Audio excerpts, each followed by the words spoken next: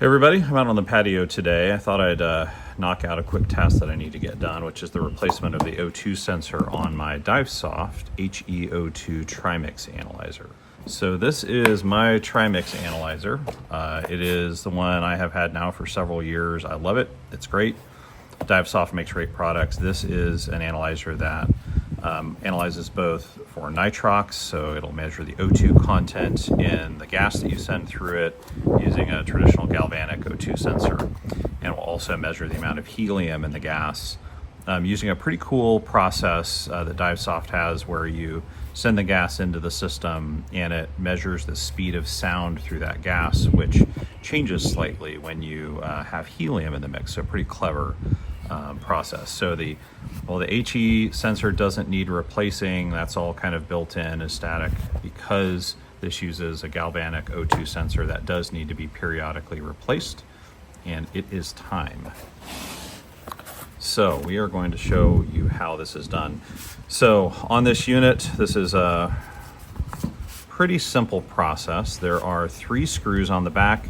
Make sure you use the right size screwdriver. Ask me how I know. You'll see a previous post where I was a little impatient and used the wrong screw driver on this and successfully stripped out one of these screws. So make sure you're using the right tool for the job. So you're going to start with these 3 screws on the back, and this is, I think, what used to be a battery door on an earlier version. Now this is all rechargeable. You open this back compartment up. There's nothing in on this version of it except these 2 screws, which we're going to get to in a minute. There's 1/3 screw right here, which we're going to need to remove. This will give you access to this set of hex screws. Again, make sure you're using the right driver for this. Okay, so both of those are loosened up now, and this whole cover then will pop off. I'm gonna knock these screws out. So those are the 2 hex head screws. We flip this back over and carefully remove the top. Kind of set this outside. You want to be careful because there's a fair amount of cabling. There's a couple of ribbon cables that connect the control panel and the display to the board here. So you want to be very careful not to damage those. All you need to do is kind of set this off to the side a little bit to give you access to this guy, which is what we want to replace.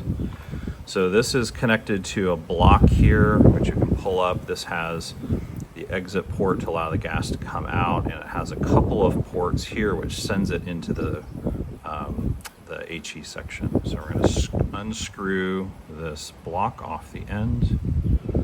It comes off very easily. And then on the back of this is a Molex clip for the O2 sensor. So you just need to grab a screwdriver, pull that tab down, and then that is your O2 sensor that we will replace.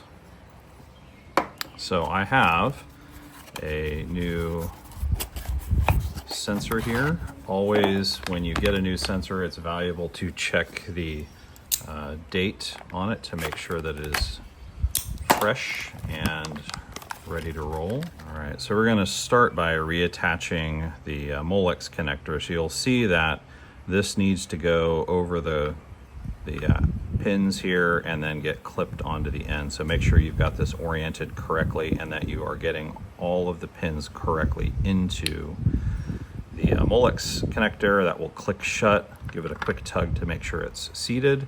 Then we're going to take this gas block that we took off earlier, gently screw that back on. Doesn't need to be crazy tight. And then we're going to make sure that these 2 ports land back in the holes on the bottom on the inside of the unit. Those should seat there nice and snug. Then we just reverse the process for reassembly. Gently place this over the end. I kind of toe in on the top, make sure that's nice and seated, and then press down, make sure it's flush across the whole unit on both sides. And then we simply replace the screws. So start with the hex head screws. And we're going to replace the old battery door.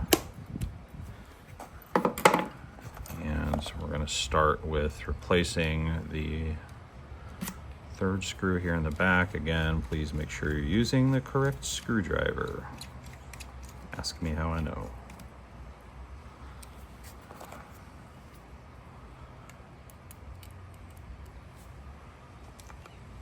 Quick look and make sure things look happy.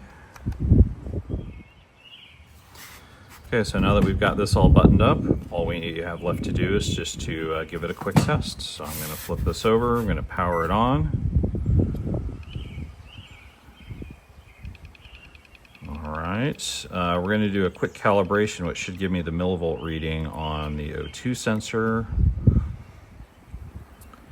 And we are looking pretty good. All right, thank you very much. Hope this was helpful.